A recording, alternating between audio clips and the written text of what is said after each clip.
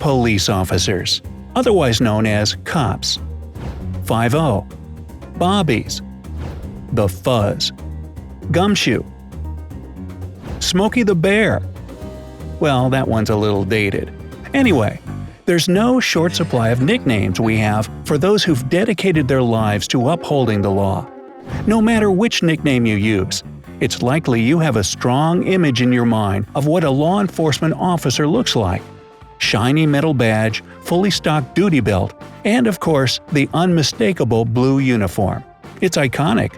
And like anything so well known, there are reasons it came to be that way. Let's look at how police officers became known as the men and women in blue. The first organized police force that resembles the one we know today started in the UK almost 200 years ago. In 1829, a guy named Sir Robert Peel introduced the Metropolitan Police Act to Parliament, forming the first properly trained and paid police department. Bobbies, as London police became known, were given this nickname after Sir Robert. Peelers was another one, but it didn't quite stick. It's also where we see the first use of officers in blue as the paramilitary-style uniform color was chosen to keep people from confusing it with the British military uniforms, which look similar but were red and white. The idea was that it would also make officers appear more like a person on the street, keeping them noticeable and approachable. Simple enough, right? But how and why did this look carry over into the US and the way cops dress today? Is it just a simple case of copy and paste? Yes, and not really. The first police forces established in the United States were in major cities, Boston in 1838 and New York in 1845. This was followed up over the next 20 years with departments forming in Chicago, New Orleans, Cincinnati, and Philadelphia. And yes, pretty much all these police departments followed the model set by the London police, and that included the dark blue uniform.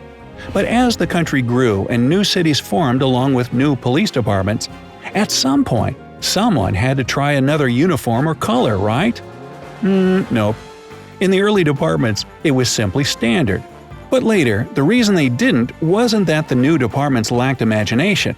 It just wasn't practical. According to the Los Angeles Police Department, their original uniforms came from surplus Union Army uniforms, which happened to be navy blue. They thought they looked classy and presented the officer as a person of authority. So why spend money on something new? Of course, the design would change as time marched on, but that classic dark blue color stuck around. Now, in more modern times, the reason for it go well beyond hand-me-down traditions from across the pond. For one thing, there's the cleanliness factor.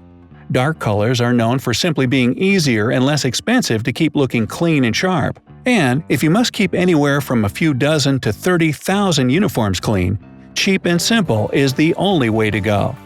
Then there's also the basic tactical advantage a dark uniform gives an officer at night, as it helps keep them from being easily spotted by the bad guys in certain situations. Officers in some communities have also noted that darker blue uniforms simply make them feel safer when they're on patrol at night. And that brings us to the psychology behind the police uniform.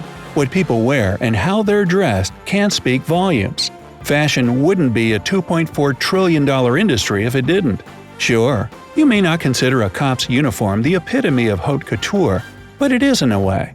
I mean, where do you think the whole fashion police thing came from? Jokes aside, the influence that these classically designed uniforms have is undeniable. We don't even know a person is a police officer without the uniform. And when they wear it, we don't look at them the same as we would if they were in jeans and a t-shirt or even a high-end business suit. Now, we all have our own opinion of what that uniform represents, but there's no doubt that it represents something to everyone. To many, it suggests a certain power and authority. In a study where people were asked to rank 25 different occupational uniforms by how they made them feel, the police uniform was most consistently linked to feelings of safety. In another study, models were rated based on their attire, and, you guessed it, the model in a police uniform was rated as more intelligent, reliable, and helpful than the others. But there is that little feeling of, oh, I have to be extra good when you see a cop. Tell me this. If you're stopped at an intersection and see an officer or cruiser nearby, do you sit up straighter and pay extra attention to all the traffic signals and speed limit signs? I know I do. Over the years, different places have experimented with the look of their police force. Back in 1969, Menlo Park, California notoriously replaced their traditional navy blues with a forest green sport coat over black pants, a white shirt, and a black tie. Sounds more like a used car salesman than a patrol officer, doesn't it? Nevertheless, the idea was that this less militaristic look could help improve relations within the community. And once other departments heard about this, over 400 began experimenting with the blazer-style uniform too. Early on, the results were a mixed bag at best. After a year and a half, Menlo Park officers that were tested showed fewer authoritarian characteristics than those in surrounding areas. So, the experiment went on. Menlo Park continued to dress their police officers like this for another 8 years, before finally concluding that wearing the same uniform as a local real estate agent didn't exactly command the respect they were hoping for. The fact was, even though some crime had dropped that first year and a half, it started to rise shortly after, and before long, rates were double than the year before the change in uniform. And guess what? In the years that followed the switch back to the traditional style, those numbers started getting lower once again. Coming back around to color, there have been countless psychological tests on how people associate colors with feelings and mood. Black is the color most associated with power and strength, while blue goes along with feelings of trust, security, and comfort. We often equate red with excitement and urgency. That's why emergency vehicles use bright red and white lights to command attention. And unlike design, the way we perceive color is very consistent across continents and cultures. From Europe to Asia to the Middle East, studies show that light colors are associated with being weak, while darker colors are perceived as strong. So naturally, what colors a person wears will likely have some impact on how we perceive them. Sports psychologists have done a lot of research and experiments on how color impacts everything from player performance to how refs call the game. In one study, they found that referees were more likely to call tougher penalties on a football team wearing a black uniform compared to a team wearing a brightly colored one. Why? Because they perceive the team in black to be more aggressive. The same experiment with hockey teams found similar results. They also found that color doesn't just impact how we perceive the teams, but on player behavior too. Athletes wearing darker colors have been shown to behave more aggressively than those in lighter and brighter uniforms. Some theories have gone so far as to determine that winners wear red, knowing that across multiple sports, teams and athletes with red uniforms win more often.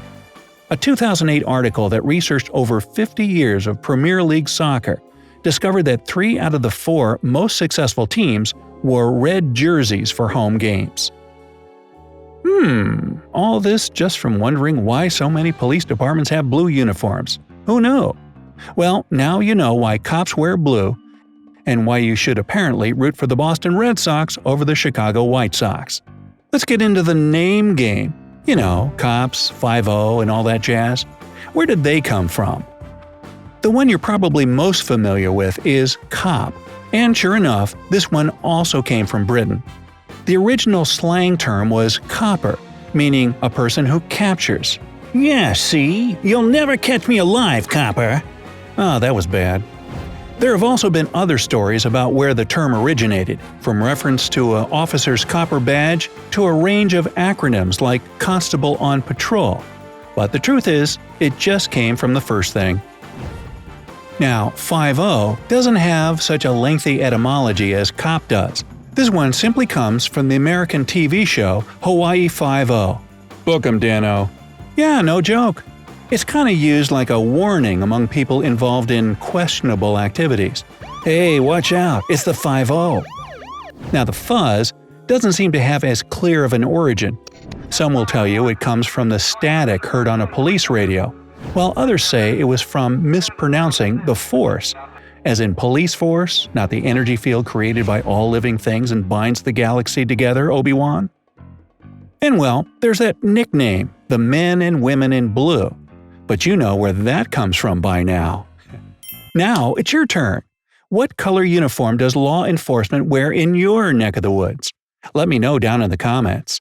If you heard something new today, then give this video a like and share it with a friend.